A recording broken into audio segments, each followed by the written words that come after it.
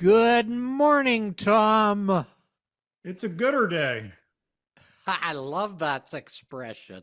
Where are you calling from, my friend? from my home in Plano, Texas, Plano, Texas. just outside of Dallas. Wonderful. I'm going to be in Dallas in July. Well, it'll be hot. We'll bring the hot weather just for you. It's going to be hot as Hades, which I don't like, but guess what? You guys are smart. You invented something called air conditioning. That's right. And we use it nonstop. What are you going to be in Dallas for?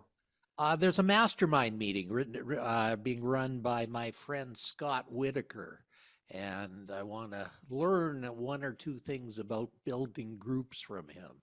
There you go. He's a master at building high ticket groups, so I thought, geez, this is an opportunity to learn from a friend. There you go. You So see, tell me. I used to be part of the Dan Kennedy community, and Dan Okay. taught me a lot. And that's where I was at a meeting with your father, his last big speech I think he ever gave before he passed away. And Dan, I was in his masterminds and so on. He taught a lot about business. So a lot of us ex Dan Kennedys get together sometimes. There you go. When Dad passed away, Dan wrote like a 9 or 10 page letter. Well, that just shows the Uh, heart that Dan has. He is yeah, one of he's the most amazing. You know, he always likes to think he gives the expression that he's an old gruffy uh, guy that you can't. No, Dan's got a heart of gold. yeah, he does. Yeah. Yeah. Okay. Now, the book project, I'll spend 2 minutes on it. I'm doing a book of 150 quotes on the world's leadership experts. You're one of them. Your father's one of them. I'll put whatever quotes you want in there from you guys. I suggest 3 or 4, and do the intro for me, please. You got it. And this, I'm going to pass out like your father used to do on planes and stuff like that, and just pass it around and get my name out there, like you suggested, my friend. Are you going to do the little quote book? Yep, little quote book. Yeah. It's going to be called Quotes on Unshakable Leadership. There you go. I like it. Well, I'm the unshakable guy. I did a nice speech at the United Nations University of Peace in Costa Rica on unshakable happiness. And I said, shit, that's a good title, Unshakable. Let me put that on all my stuff. Yep, that was cool before Anti-Fragile was cool. So I like Unshakable. Yeah, so I'm going to be the unshakable guy. So tell me about what's your main business now? What keeps you busy? I do two things. One is I do this show, 7 million listeners a month around the globe, 200 platforms, mainly Apple platforms, but all others as well, including Roku and things like that. Right. Uh, what else? I also do a group called the International Order of Fantastic Professionals, where we put a spotlight on people and get all the world's experts together. We've got about 40 right now, including Jack Canfield and Mark Victor Hansen and Marcus Ogden, an ex NFL player, and can't even name them all with all that. Steve Harrison is in there. So we are getting together this elite group so that people, and then we're going to have award ceremonies, get people the PR they need, the accolades they need. You might be interested. Wow. Sounds like you're busy. Let me send you some information. Sure. That sounds good. Yeah, as I say, I'm trying to give, in my day and age, Tom, I'm trying to connect the dots for people. And, I met Corey, and Corey's in there, by the way. Good So it deal. shows what we're doing. We're doing one or two things right in my old age. There you go. I like the expression of the rumors of my death are greatly exaggerated. Yeah, Dad used to say people would say, "Hey, I heard you retired," and he'd say, "No, I'm refired." I like that one too. Gee, you're coming up with a lot of quips today. I love it. We're going to have to capture some of those quips in this little section. Are Okay, you ready? I'm ready. 5, 4, 3, 2, 1. Friends, we're in today to speak with a legend.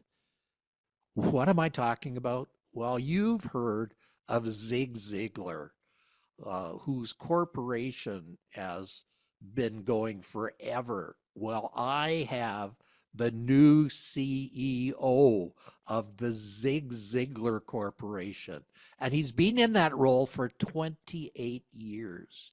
His name is Tom Ziglar, and he carries the Ziglar philosophy, or you can have anything in life you want if you just help enough other people get what they want. He's written 2 books, Choose to Win in 2019 and 10 Leadership Virtues for Disruptive Times.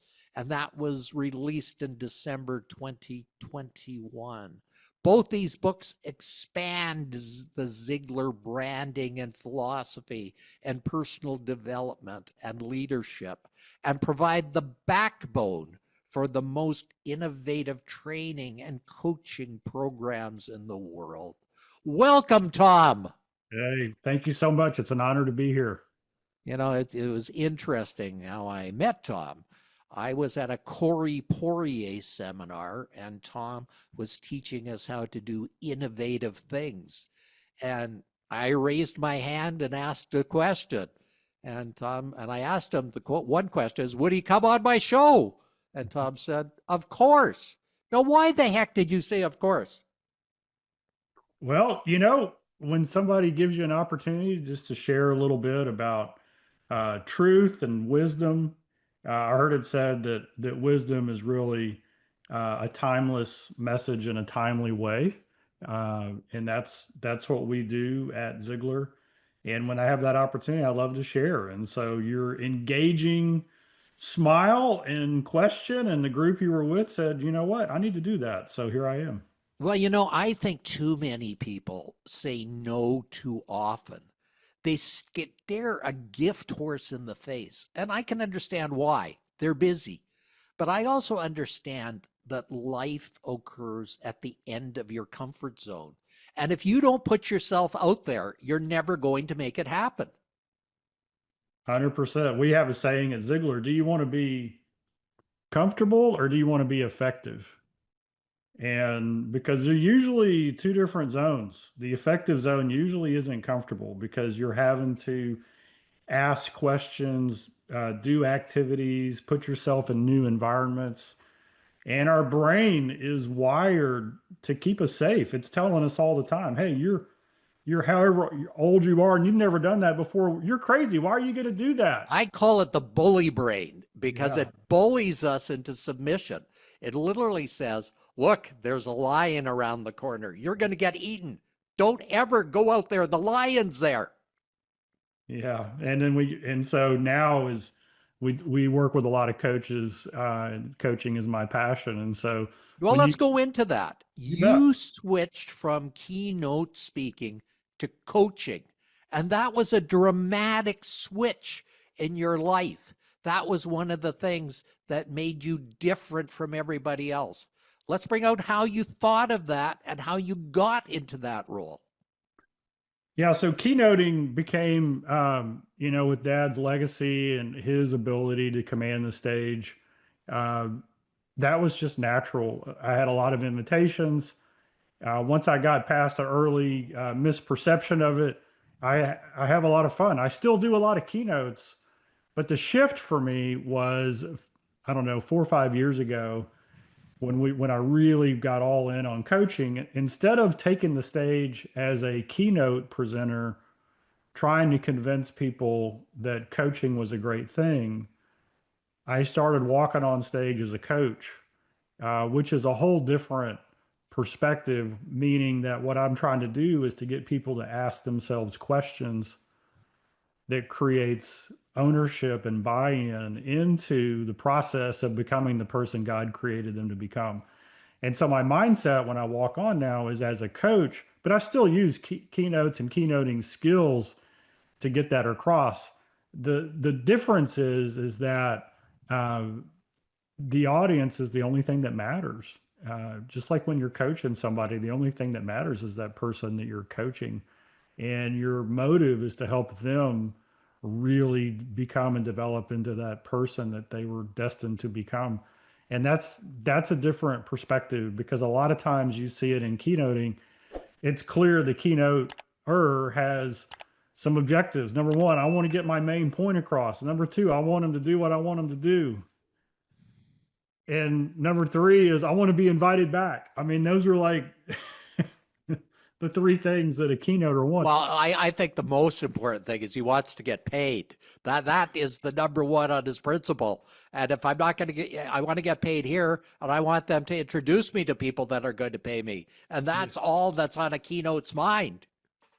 Yeah, and that's great because the fundamental question of somebody who's thinking about becoming a keynoter is, hey, can I make a living at this? And then the second question is, am I good enough to do it? Right? That self-doubt, imposter. Well, look how often that is. Were you ever in that situation, Tom? You know, the doubt, this is the doubt that I had, is when I first started speaking, man, my stomach would be in knots. It would be like, I just didn't want, it was just terrible. And I was playing the story in my head, and then the speech would happen. I got good feedback, and then I'd get invited somewhere else and I'd go through that cycle again. And so I had to like pull myself to side and say, what's going on? Why am I thinking these things? And the story I told myself is I thought people wanted me to be like my dad. And what I mean by that is charisma, personality, style. They wanted me to be like my dad. And I said, well, who told me that? Well, dad never told me that. Uh, Maybe the greatest speaker ever crossed the stage. And nobody who I could point to ever told me that. All they wanted me to do was to go out there and represent the Ziegler philosophy in my own way with my own skills and my own style. And so when I got over that, man, it became a lot more fun. And my style is very much of encouraging and drawing out of the audience while I'm there, asking a lot of questions and having fun. I could do a 35-minute, 40-minute keynote where it's just go and blow. But I do a lot of homework before I go to make sure I know. I want to stop you there, Tom. The key to being a successful speaker is research. Know exactly what the audience wants. A good friend of mine is Sam Dema, who teaches students around the world, and he's known as the backpack man because he carries this amazing backpack on his back that's so huge that he climbs on the stage with it and says everybody has a backpack on their back full of sorrows and trials and tribulations, and you've got to empty your backpack.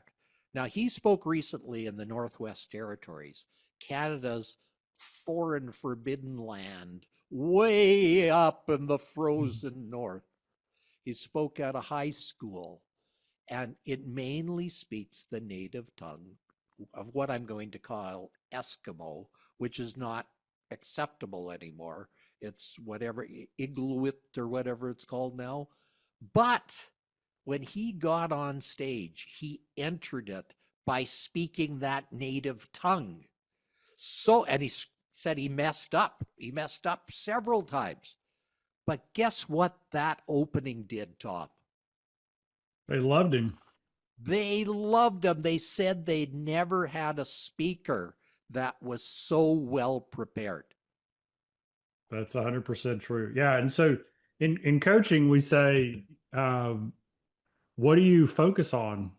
You focus on what your client values, not what you have to offer. Speaking is the same thing. You've got to do your homework to understand what that client, what that audience. Well, I'm going to tell you, my listeners out there, a little secret. I spoke at the Texas Fire Chiefs Association last month in Waco, Texas. So I got in touch with the administrator before I spoke there and spoke to 4 fire chiefs from various different communities, large, small, intermediate, so I could understand the community of fire chiefs. Now, I'm not a fireman. The only thing I know about fire is what I watch on Chicago Fire every week. So I got a stilted Hollywood view of fire. And then I bounced this off some friends. And then they said, "Oh, you remember that funny show about Fire Marshal Bill who would mess up and do all sorts of crazy things?" I said, "No, I've never seen it." He said, "Look it up on YouTube." So I did, and it made me laugh. So guess what I opened with when I was there? Oh my gosh, that's perfect. Just speaking their language. You got it. Now I want to go into your coaching program for a minute because your coaching program is totally different than every other's. You know, I became a Jack Canfield success coach because I love Jack. I love his knowledge, but it had one fault. You didn't practice it. You didn't have customers after it. You may know the material in your brain, but you didn't know it in your gut. Your program is different. Yes, sir. There's in our coaching, the model is in a coach's life. There's four stages. First, you got to learn it. Like, how do I do it? What's the process? What are the questions? Then you've got to practice it. So we create open office hours, mastermind, group sessions, breakouts, and we go in deep practicing all the skills that we've just learned. And then you've got a coach. So the third step is coach. And we set up coaching in two ways.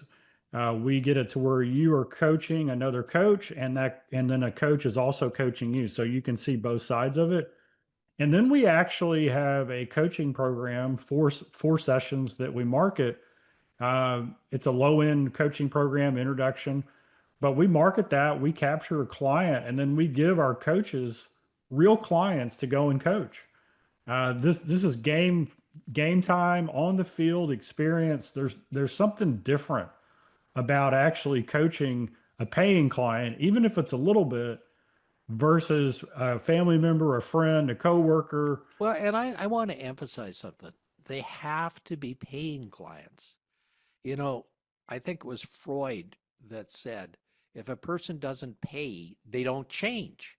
There's something magic about paying that makes the situation totally different. The hearing changes when you invest, and I found it strange that the more somebody invests, the better their hearing. And so that's a real lesson to a lot of coaches is we undervalue what we bring. And because of that, our people don't hear our questions in the same way and they don't take action on it. Uh, and so we give them that coaching experience. And then the fourth phase is build. And we call these IPAs, income producing activities. Now, do you have a system to help them build? Because I know Jack doesn't. So when you're out there, you're off left to your own devices to build it yourself. Yeah, and so we've actually created, we call it the Ziegler Sales, Marketing, and Enrollment Mastermind. And this is something that our Ziegler coaches can enroll in. It's also something that you don't have to be a Ziegler coach to come into it. And it's a very, very simple process. You meet every week. You learn a specific skill around sales, marketing, or enrollment. And we've been doing sales training for 6 decades. We have marketing experts who come in and help teach these skills. And these are all things that a coach can do on their own. So I'm These, going to ask a question, Zig. Is this program prohibitively expensive? Because that's the one thing everybody's thinking in this day and age. I don't know about your country, but Canada's going through a recession right now. And I suspect the same thing's going on in the States because I read about it. And many of my friends in the States are saying, ugh, it's not looking as good as it was 6 months ago. yeah. So let me share with you what you do in it, and then I will share with you the investment to join, and then you tell me whether it's expensive or not. Does that sound fair? I, Zig, Tom, tell me all your stuff. There As I you go. say, I'm a conduit for your knowledge. So you come into the mastermind and we meet every week. And so each session's about an hour and 15 minutes. You're going to learn a skill, you're going to practice that skill, you're going to debrief it. And you are going to commit every week to the IPAs that you're going to do. An IPA stands for income producing activity. So that could be making a social media post, that could be making a phone call, that could be doing a keynote and having a call to action where people come to you afterwards for a strategy session. And each of these IPAs has a point value. And so the goal is, as a coach, is I want to earn 100 points every single day, because if I'm tracking my activities, which are designed to build my funnel, which is designed to put prospects in conversations with me. Because in coaching, I honestly believe that nothing works until you have a conversation, understand somebody's goals and dreams, and then show them how you can help them get there faster. Nothing else matters until that point. So every Now, week, I understand you offer something that I've never seen happen ever in this business, in that you offer a money back guarantee. If coaches don't at least double their ROI, and if they work on it, I mean, if they do the work and don't at least double their ROI, they get their money back. yes. And so the way that works is if you come in and commit, and you show up every week and you do your IPAs, which simply means you fill out a form and says, this is what I'm committing to this week. And then the next week at the next session, you turn in your form with what you actually did. If you do that, if you meet your commitments and you do that every week, the program runs a year. So every week for a year, there'll be some days we don't meet because of holidays, but about 48 out of 52 times a year we're going to meet. If you do that, then we have a double your ROI guarantee, which means that if you don't get double new coaching or coaching clients from what you invested, then we'll give you your tuition back.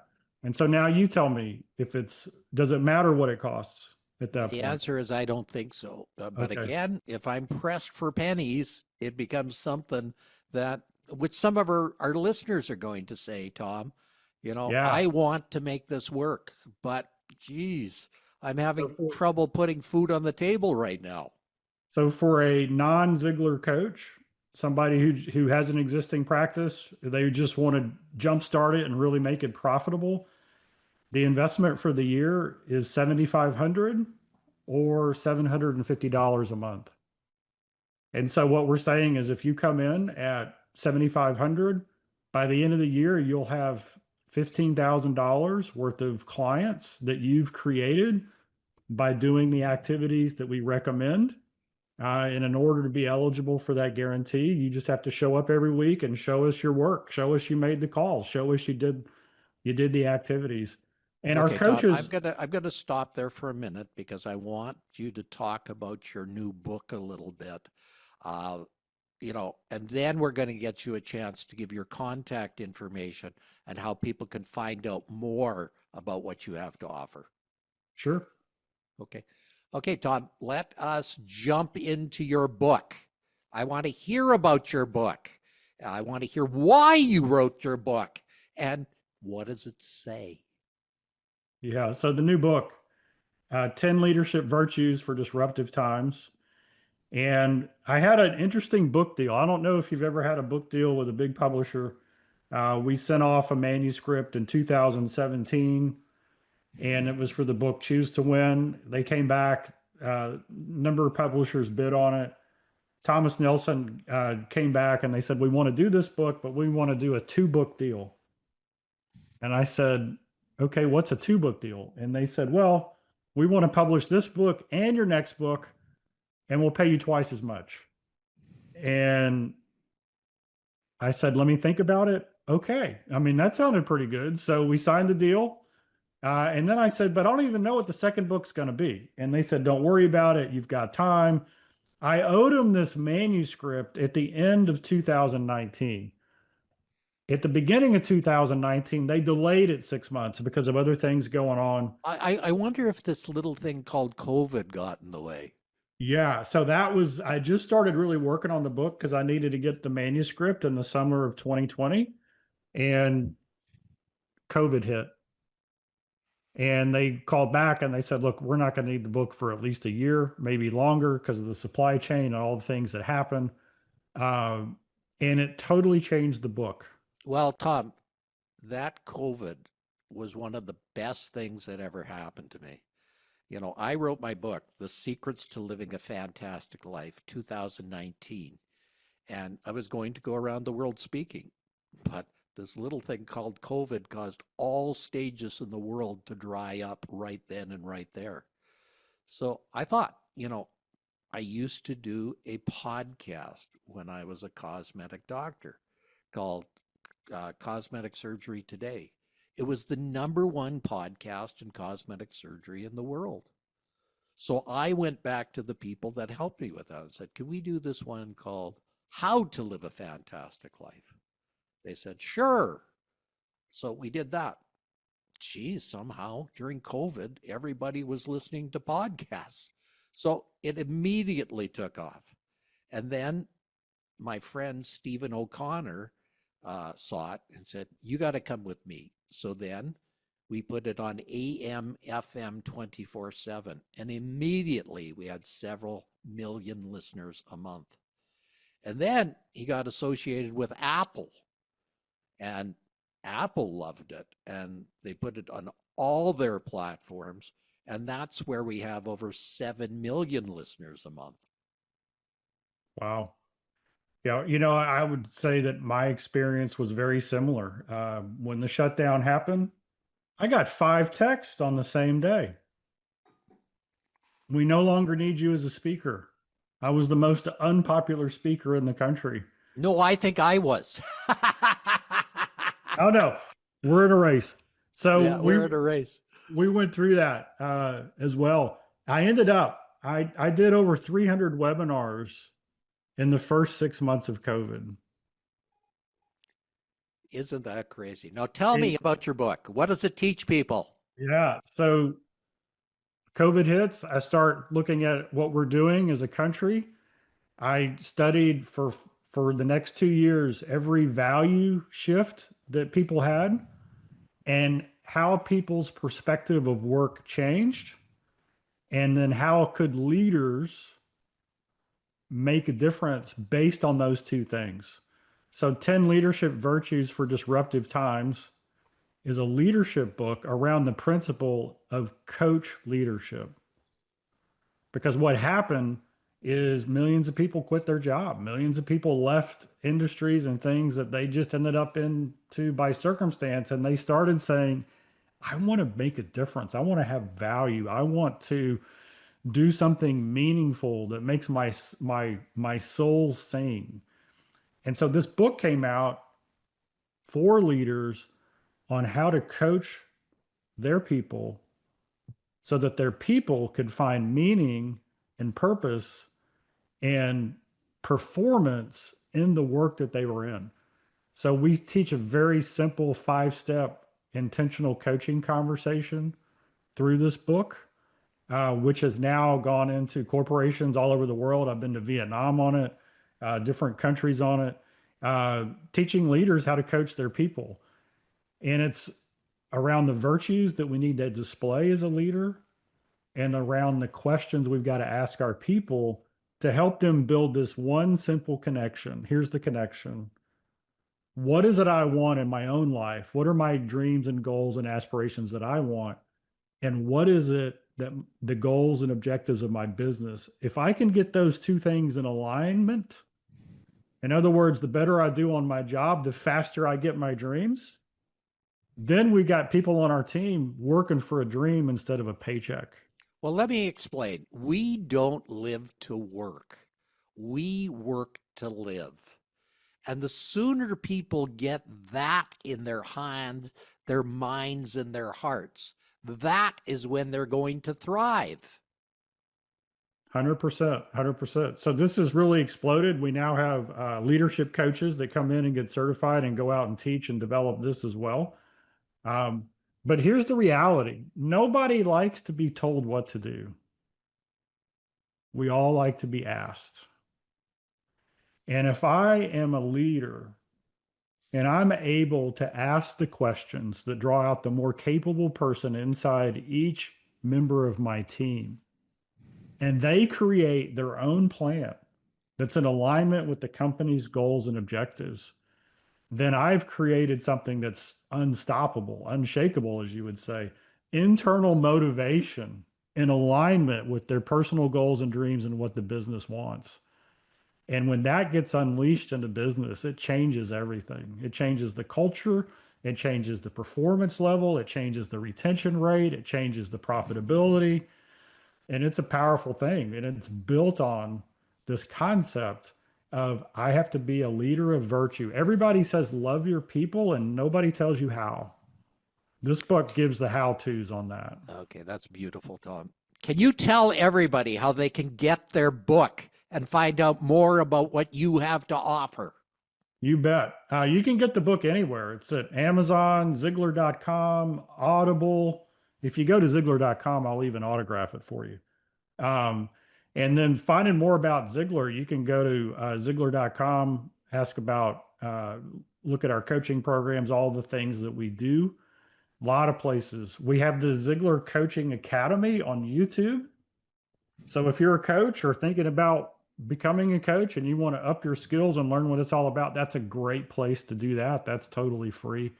It's an amazing time that we live in, and I've always found that if you can ask somebody a question that lights a fire, and then you can ask them another question that leads them into an action that creates a result, all of a sudden somebody realizes that they have a choice and that they can create the future they've always dreamed of.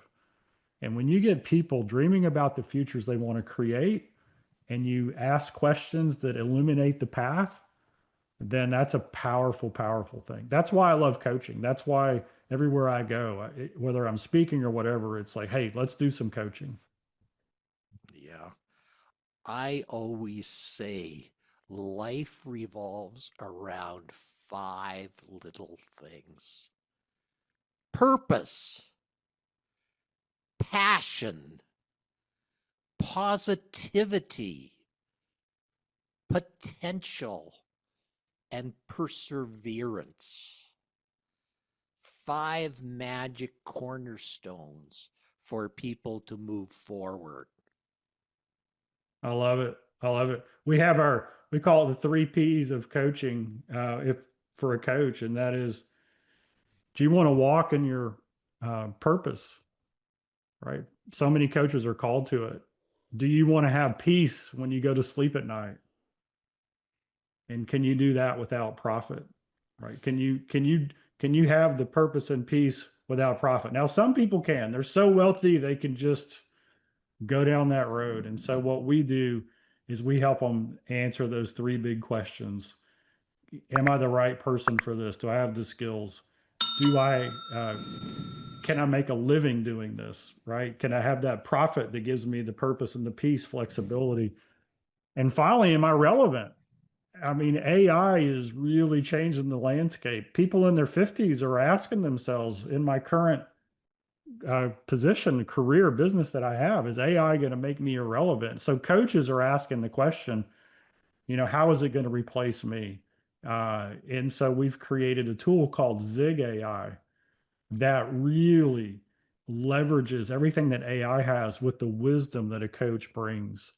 Because here's the reality: AI will never have wisdom and it will never build relationships. And so we take coaches and we show them how they can use this tool to serve more clients at a deeper level. You know, I've always said AI will never replace a person for what you just said, but a person who knows how to use AI will replace a person. So AI is not to be neglected, but it's used to help people. Yep. And that's what we use it for. Zig AI, what we did is we took all the Ziegler content, we put it into a siloed database. so that when we ask questions using the AI knowledge base for questions and learning models, the source of the information is only Ziegler content. So we're getting truth that's coming out of it. Because you go out and ask any AI stuff, a lot of times it hallucinates and you get bad information. And then it's all generated through a coaching lens, meaning that you're going to get the path or the plan or the idea or the answer, but there's going to be questions that come with it that you've got to internalize and answer so that it works for you. And our coaches use this real time when they're coaching people. So it really, in learning, there's 4 stages of learning. There's unconscious incompetence. I don't know what I don't know. There's conscious incompetence. Wow, I didn't know it was that hard. And then there's conscious competence, which is I got to put all my brain cells on it. I know what to do, but I'm still learning it, but I can do it right. And then the 4th stage is unconscious competence. And that's just somebody who's been doing it for so long, they just know it. It is who they are. Zig AI moves a coach from unconscious incompetence and conscious incompetence straight to conscious competence, because you've got this tool that allows you to query it, ask questions that will give you the questions to ask your client. And it's unbelievable what it does. Tom, I can't thank you enough for making yourself available for this show and teaching your wisdom to everybody. I mean, it truly is amazing what you know and your willingness to share. You bet. There's a statement we have at our company, and we've been doing it for 6 decades. And through the decades, people always call us and they say, "What's new?" And we always ask them, "Do you want what's new or do you want what works?" I And want both. I want both. I like my cake and I like my ice cream, but I like them both together. That's right. And so what works is relationships. Bottom line, what in wisdom and values and virtues. And what's new is the flavor of the day. It was the internet, it was websites, it was texting, it was smartphones, and now it's AI. So what's new? So what does AI really do when you know how to leverage it? It allows you to build deeper and more meaningful relationships because it frees up your time when you allow it to do everything else. And so You know, we combine well, what's let me tell new, you a little what thing. works. On Monday, I got a summary of my events for the week from Otter AI, my word program. And I have this new society called the International Order of Fantastic Professionals. And AI said, get ChatGPT to build a shock and awe package for you.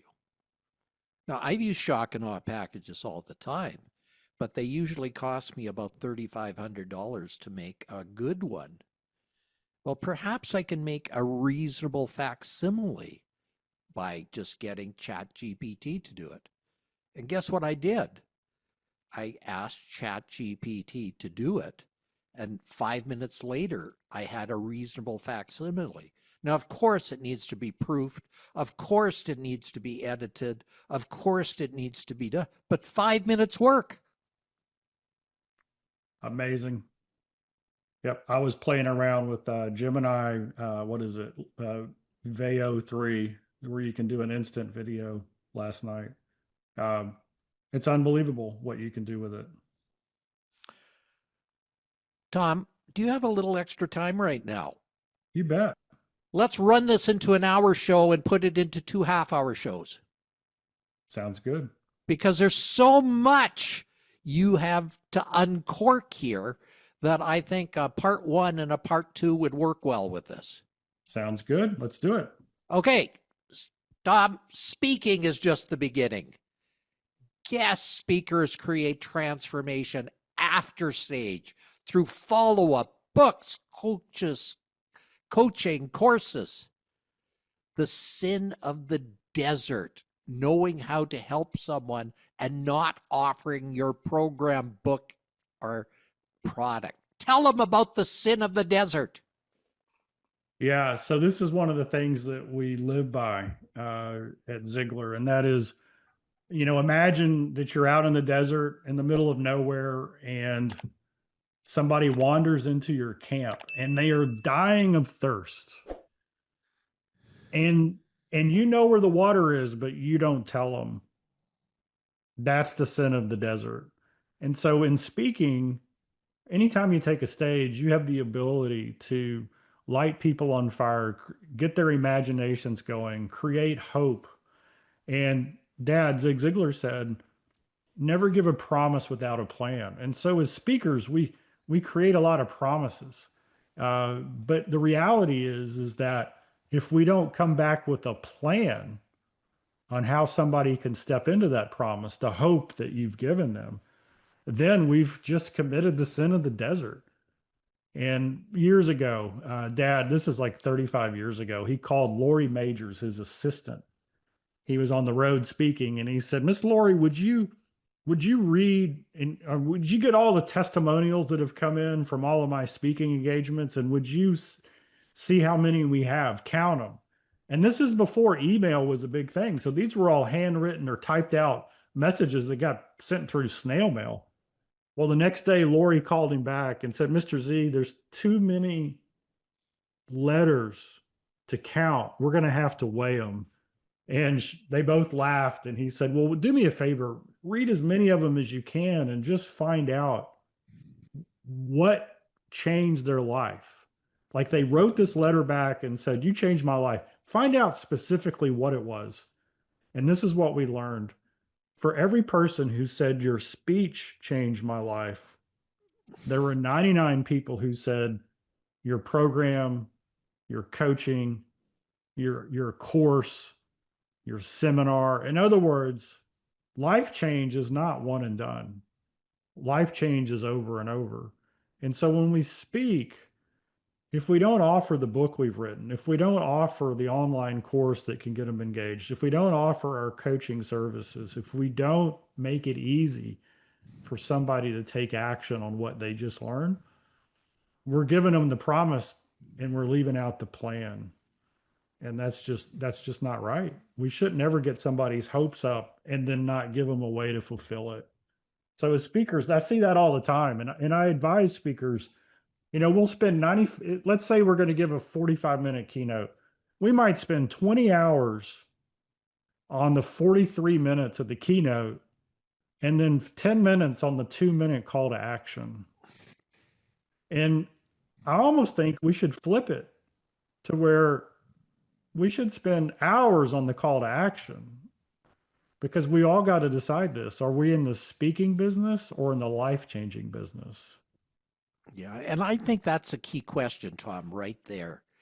Everybody should ask themselves right here and right now, what business are you in?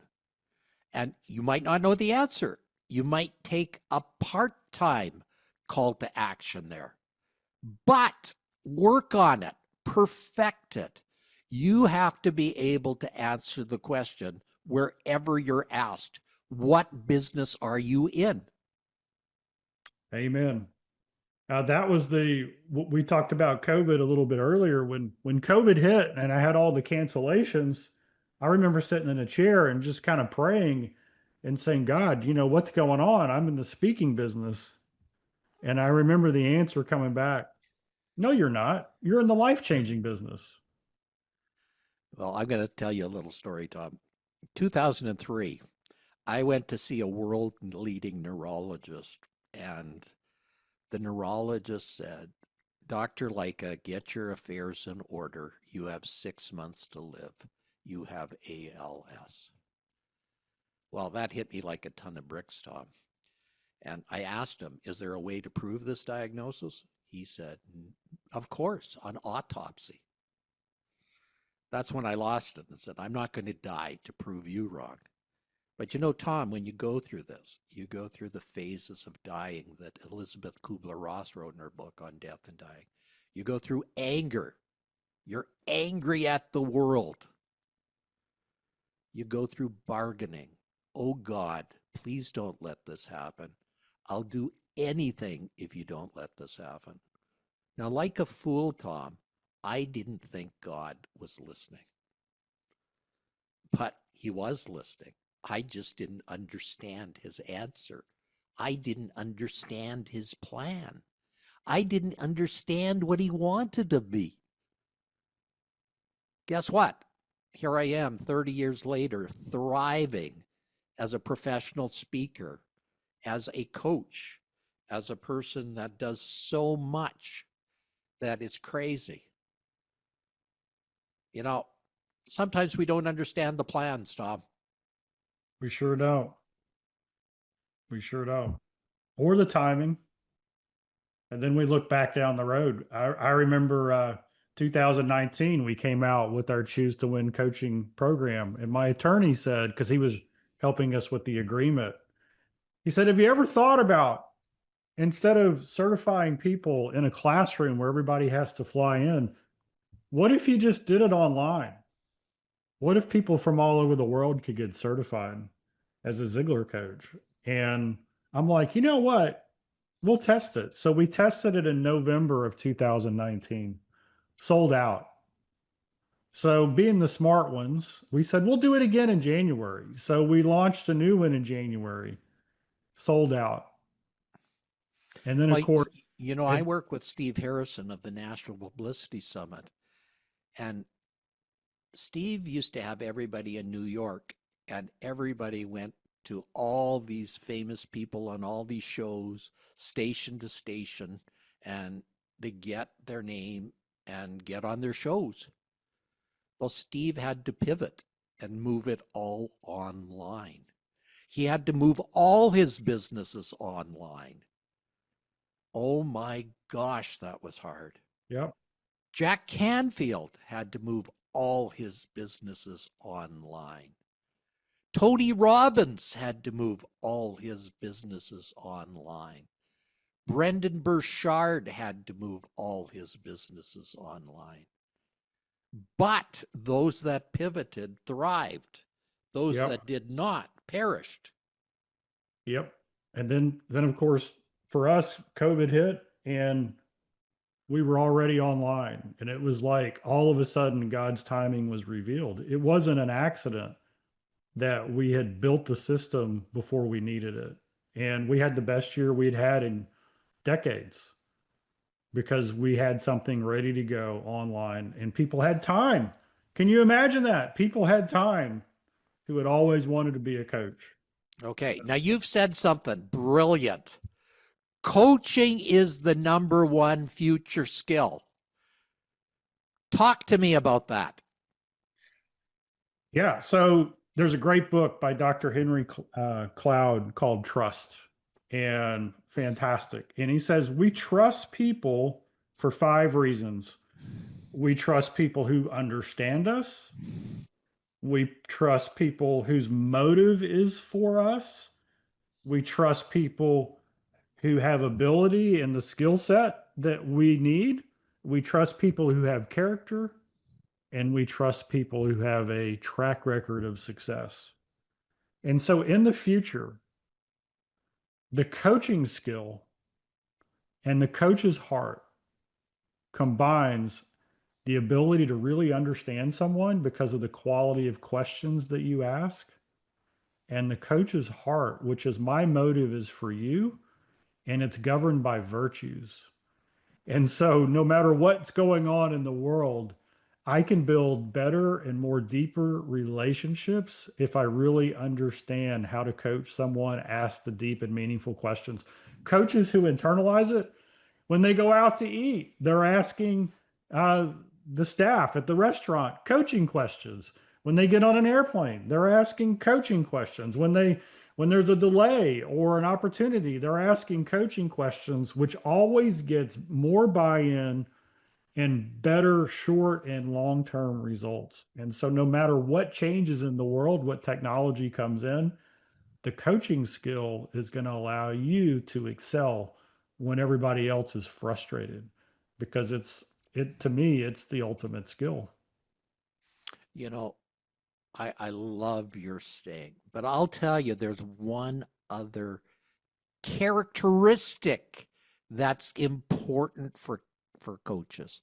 And you discovered this because you are the son of one of the most famous people in the world. And that was to be yourself authentically. Yeah, and this is really something I touched on in the 10 leadership virtues for disruptive times book, is that authenticity, the younger the person, so let's think of people younger than 30, let's think of people raised on smartphones and familiar with social media. A lot of times the stigma is from older people is, wow, they're hard to lead. They have entitlement and expectations. And I think the reality is a little bit different than that. I think that these individuals have seen so many different, what I'll call masks put on through social media, that they can read whether somebody's authentic or not. And so, in my mind, younger people, they just expect more out of their leaders. And if you're not authentic, you're getting written off very, very quickly. And so authenticity always wins. The virtue and the motive that you're coming from has an impact that's, you can't even measure it as far as somebody's receptivity to the questions and information that you provide. Wow. Wow. Friends, you're listening from a legacy, Tom Ziegler. Now, Tom, you said an inheritance is what you leave someone. A legacy is what you leave in someone. What do you mean by that? Yeah, I was actually quoting Mark Batterson. In our life, we have dealt with a lot of financial planners, and when people are thinking about their legacy, it's usually inheritance, right? It's usually how am I going to divide my estate amongst my heirs, or so on. I had a friend who was selling. He's in Texas. We do a lot of oil, and he was selling oil wells. I had lunch with him, and he said, "Tom, I've got a really interesting client." And I go, "What's interesting about it?" And he said, "Well, this guy is like a multi-millionaire. He owns 20 wells outright. They're all big producers." And he said he's trying to figure out how to leave his two kids an inheritance without his kids snorting it up their nose. And to me, that's like a micro, I mean, that's like a laser beam at the target of what we don't want. And so Mark Batterson's quote, an inheritance is what you leave to someone. You could leave them a fortune, but does it make their life better? Does it make the world better? Whereas a legacy is what you leave in someone. My daughter, I love her. She's 30.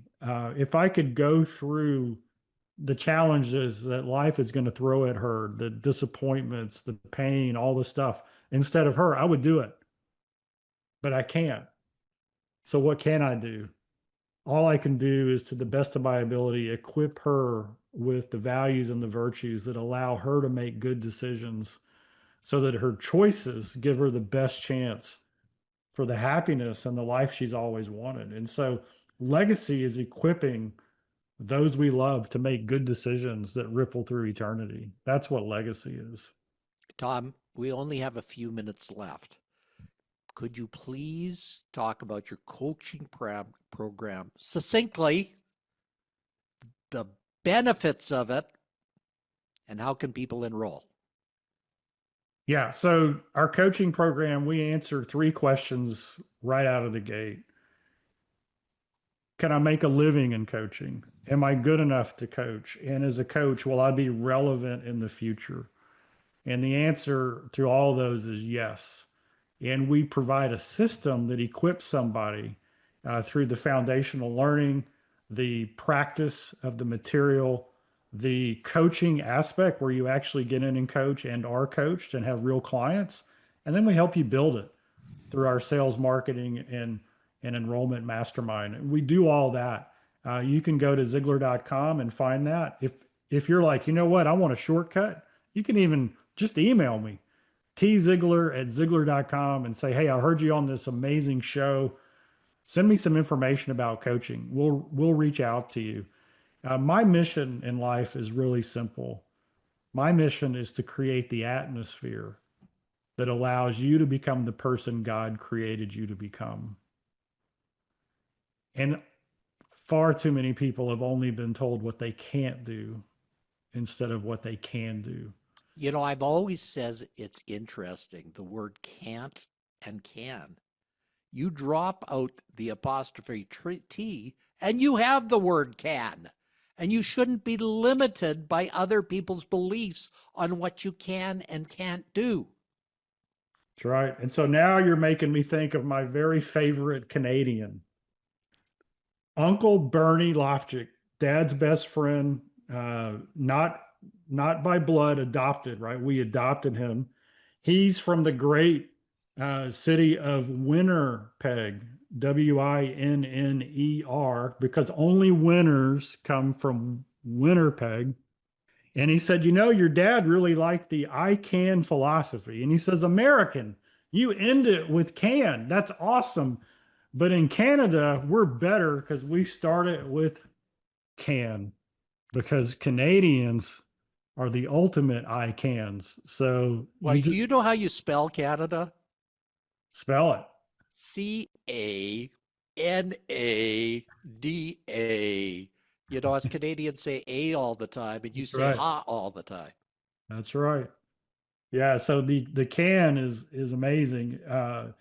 And so we teach people, we help people who want to become a coach or who already a coach just create that coaching practice that allows Tom, them. how can people get a copy of your book?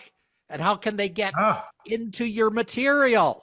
yeah, the book, Choose to Win and 10 Leadership Virtues, Amazon, Audible. If you go to Ziglar.com and order from us, I'll even autograph it when we ship it out. So that's the place to go. You can find everything at Ziglar.com. Tom, this show is all about how to live a fantastic life. How have you learned to live a fantastic life? Let's finish with Zig Ziglar's most famous of all quotes. You can have everything in life you want if you'll just help enough other people get what they want. Now, what people don't know is there are 5 questions in that quote. Here they are. You can have everything in life you want. What do you want? Question number 1. Why do you want it? Question number 2. You've got to figure that out. If you help enough other people get what they want. Third question, who are the people you're going to help? Fourth question, what do they want? You got to ask them. And then the fifth question is, how are you going to help them? The secret to life is embedded in that simple quote. And I'll say there's something else embedded in it. True leaders take 100% responsibility for their life. No matter what goes on, it's your fault. And it's not what happens to you, it's what you do with what happens. That's right. 100%. That's some Zig wisdom right there. Yeah. So, you know, we are all benefactors of Zig Ziglar's wisdom. Today, you are graced with carrying that forward through his emissary, a brilliant man that I finally had the chance to meet. Please take advantage of all Tom Ziglar has to offer and has given you freely today. Thank you, friends. Have a fantastic day.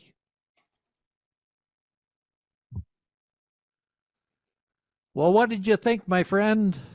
Good stuff. Good stuff. Okay, I just want to do one thing before we stop. Always forget to do this. So look into the camera and smile. Oh, I'm going to move this. Look into the camera and smile.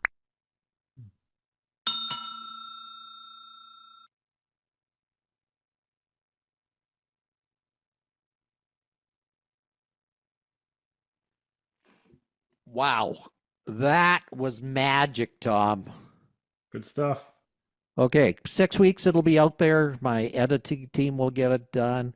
I'll get Tammy to send you some information on the IOFP. And I'm going to make a suggestion. If you take me as one of your success coaches at No Card, I'll give you a gold program in IOFP worth $10,000 for that. And I'll get you all the information on that and how we publicize you and get you out to the world, including billboards and all sorts of stuff that we've thrown into this package. It's a rather amazing little package that costs really around $100,000. But Wow. it's something that I want people to get their message out to the world. And that's why I'm putting together this IOFP group. Wow. Sounds pretty cool. I look You forward know, to it. Tom, I'm always moving forward. I That know. death sentence to me in 2003 was an awakening, saying, shit, you better get your act together. You only have so many days on this planet to make it happen. You're moving too slow. There you go. Making it happen. I love it. Yeah. Take care, Tom. All right. Be blessed. Thank you so much. You're awesome. Stay well, my friend. Take care. Bye bye.